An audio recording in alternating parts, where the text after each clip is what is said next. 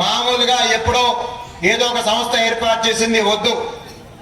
మనం అందరం కలిసి ఇలాంటి సభలు కంటిన్యూ చేసుకోవాలి, మనల్ని మనం ఉత్తేజపరచుకోవాలి. జాగ్రత్తగా నాకు ఆన్సర్ ఇవ్వండి. లక్ష్మణుల వారు ఒక రాక్షసి ముక్కు కోసారండి.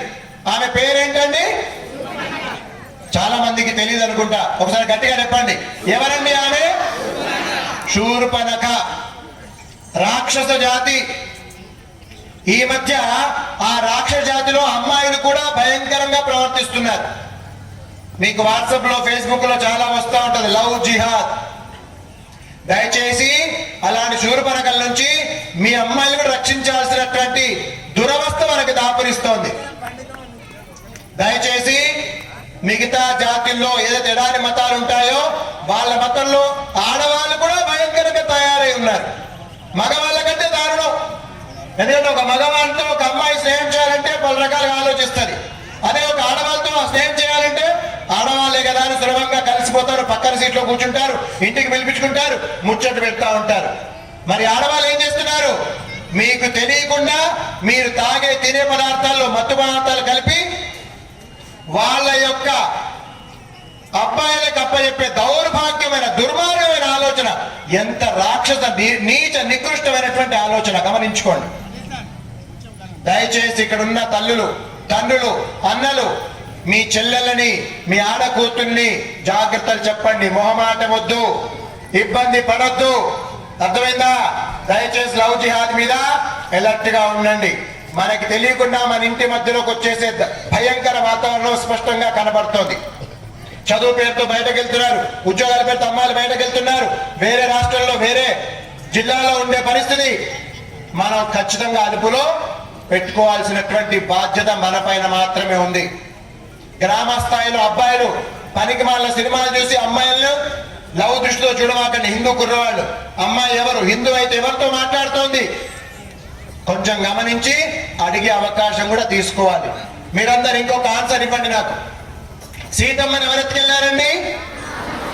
సీతమ్మని ఎవరు ఎత్తుకెళ్లారు? రావణాసుడు. అతన్ని ఏమంటాం మనం? రాక్షసుడు. ఏమంటాం అతన్ని? రాక్షసుడు అంటాం మనం. మరి అలాంటి రాక్షసుడిని రాముల వారు ఏం చేశారు? రాముల వారు ఏం చేశారు? చంపేశాడు. గట్టిగా చెప్పరు. ఏమండి భయం? ఏం చేశాడు రాముడు వారు? ఆయనని చంపి అవతల పారేశాడు. ఇప్పుడు మనకి రామరాజ్యం అంటాం. ఈ భారతదేశాన్ని రామరాజ్యం పేరుతో అద్భుతంగా పిలుస్తారు. ఎలా పిలుస్తారండి? రామరాజ్యం. ఏమిటిది? అలాంటి రాముడు మనకొక దారి చూపిస్తే ఆయన పేరుతో రామరాజ్యంలో మనం ఉంటూ అలాంటి పనికి వాళ్ళని అప్పనంగా చూస్తా ఊరుకుంటే మరి రాముడికి ఆనందమా? ఉండదు. ఆంజనేయుడికి ఆనందమా? ఉండదు. మరి అలాంటి యొక్క పరిస్థితి మనకి రానేకూడదు. గుర్తుపెట్టుకోండి. రాముల వారు చెప్పిన మాట మీరందరూ గట్టిగా చెప్పండి, చాలా గట్టిగా చెప్పండి, అందరు కూడా చెప్పండి. రాముల వారు రామాయణంలో ఏమన్నారు తెలుసా? లంక గెలుస్తారు. లంకలో లేనిదంటూ లేదండి, బంగారుమయం. మీకు సుందరకాండలో తెలుస్తుందండి. లంక వర్ణన, ఆంజనేయ స్వామి కళ్ళు తిరుగుతాయని. ఏమి ఆ యొక్క అద్భుతమైన లంక, స్వర్ణమయమైన లంక. ఇది లేదని ముచ్చట్లేదు. పుష్పక విమానం, నవగ్రహాలు ఆయనకి కాళ్ళ కింద, ఆ మెట్లులాగా గాలి. మన ఏసీ పెట్టుకున్నాం కదా ఇప్పుడు. అప్పుడు రామరాజుడు ఎంత వీయమంటే అంతే వీయాలను. వినాయకుడిని ద్వారపాలకుడిని చేసే దౌర్భాగ్య స్థితి, దేవుళ్ళందరికీ పని చెప్పే దౌర్భాగ్య స్థితి. అలాంటి యొక్క ఆ లంక ఆదిత్యం చూస్తే ఆశ్చర్యపోతాడు. అలాంటి లంక గెలిచిన తర్వాత విభీషణుడు వారు చెప్తారు, ఇంకా ఇది మీరే గెలిచారు కాబట్టి ఏలుకోండి. అప్పుడు రాముడు ఏమంటారో తెలుసా అండి? మీరంతా చెప్పండి. ఇప్పుడు మీకు ఎవరికైనా తెలుసా? నేను చెప్పకుండా రాముల వారు ఏమన్నారో మీలో ఎవరికైనా తెలుసా?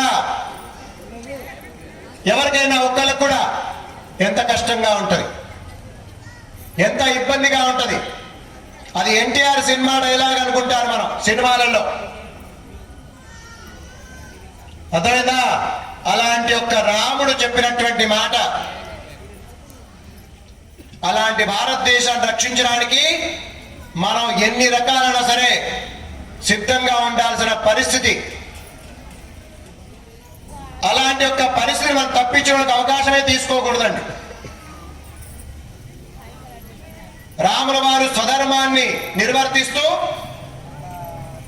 అన్నని, తమ్ముణ్ణి, చిన్నమ్మని, పెద్దవాళ్ళని అందరినీ కలుపుకుంటూ ఆదర్శంగా నిలిస్తే అలాంటి ఆదర్శాన్ని వచ్చే తరానికి చెప్పడానికి కూడా మనకి ఇబ్బందికర వాతావరణం ఉంది ఇక్కడ. అలాంటి వాతావరణం మనకు అస్సలు మంచిది కాదండి. కేవలం ఏదో కొన్ని సందర్భాల్లో మనం రామాయణం, మహాభారతం తలుచుకుంటాం, మిగతా అంత అక్కర్లేదండి. అలా ఉండకూడదండి. ఇలాంటి యొక్క ఆంజనేయ స్వామి క్షేత్రంలో మనం రాముడిని తలుచుకుంటూ ఆంజనేయ స్వామి శ్లోకం కూడా ఒకటి గట్టిగా చెప్పాక ఆయన ఏమన్నాడో చెప్తాను, ఇబ్బంది పడాల్సిన పనేం లేదు. అందరూ చేతులు జోడించుకోండి. అందరు కూడా ఆంజనేయ స్వామిని తలుచుకుంటూ శ్లోకం చెప్పండి. బుద్ధి సౌండ్ రావట్ల, యశో ధైర్యం నిర్భయత్వం అరోగతం అజాడ్యం వాక్ పటుత్వంచ హనుమత్ స్మరణాత్ భవేత్. ఇంకొక శ్లోకం చెప్పేస్తాం. శివుడు చెప్తా ఉండగా పార్వతమ్మ అడిగినటువంటి శ్లోకం.